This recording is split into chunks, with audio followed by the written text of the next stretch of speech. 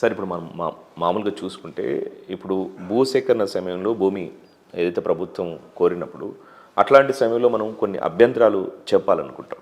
అంటే ఒక్కొక్కసారి విస్తీర్ణ సమస్య అవ్వచ్చు, లేకపోతే దానికి సంబంధించిన ఏది నష్టపరిహారం చెల్లించే అవకాశం అవ్వచ్చు. సో ఇట్లాంటి క్రమంలో అభ్యంతరాలు చెప్పడానికి అవకాశం ఉంటుందా? ఒకవేళ అవకాశం ఇవ్వకుండా చేస్తే ఏం చేయాలి? ఇవ్వాలి. ఇప్పుడు 2013 చట్టంలో చాలా భూ యజమానికి అనుకూలమైన నియమాలు ఉన్నాయి. అందులో ఒక కీలక నియమం ఏంటంటే, మీరు భూమి తీసుకునేటప్పుడు నోటీస్ ఇవ్వటం మాత్రమే కాదు, అంటే సమాచారం ఇవ్వటం మాత్రమే కాదు, తప్పకుండా ఆ వ్యక్తి ఏమైనా అభ్యంతరాలు ఉంటే వాటిని మీరు వినాలి, దాని మీద నిర్ణయం తీసుకోవాలి.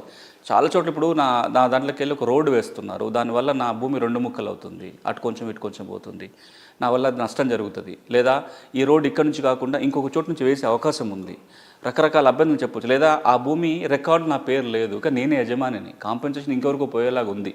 ఇట్లా ఏ అంశం మీద ఉన్నారు, లేదా నాకు నష్టపరిహారం మీరు తక్కువ కట్టిస్తున్నారు, ఆ భూమిలో నేను ఏదో చెట్లు పెంచుకున్నా, మీరు చెట్లు నాకు విలువ కట్టించినాక అందులో లేదా చెట్లు లెక్క వేయలేదు, ఏదో రకమైన అభ్యంతరం ఉన్నప్పుడు చట్టం ఏమంటుందంటే, భూసేకరణ అధికారి ఎవరైతే ఉంటారో, ఆయన జిల్లా కలెక్టరో, అడిషనల్ కలెక్టరో, ఆర్డీఓ ఎవరైతే వారు భూసేకరణ అధికారి నోటీస్ ఇవ్వాలి, వారి అభ్యంతరాలు వినాలి, మీరు అవకాశం ఇవ్వాలి. దీన్ని ఆడి ఆల్ట్రమ్ పార్టమ్ అంటాం, అంటే లాటిన్ పదం, అది ఒక న్యాయసూత్రం. ఈ న్యాయసూత్రం ఏంటంటే, ఎవరికైనా సరే వాళ్ళ వాదనను వినిపించుకునే అవకాశం ఇవ్వాలి. అది ప్రిన్సిపల్స్ ఆఫ్ న్యాచురల్ జస్టిస్. ఒక సహజ న్యాయసూత్రంలో భాగం ఏంటంటే నోటీస్ ఇవ్వటం, వాళ్ళ వాదన వినటం.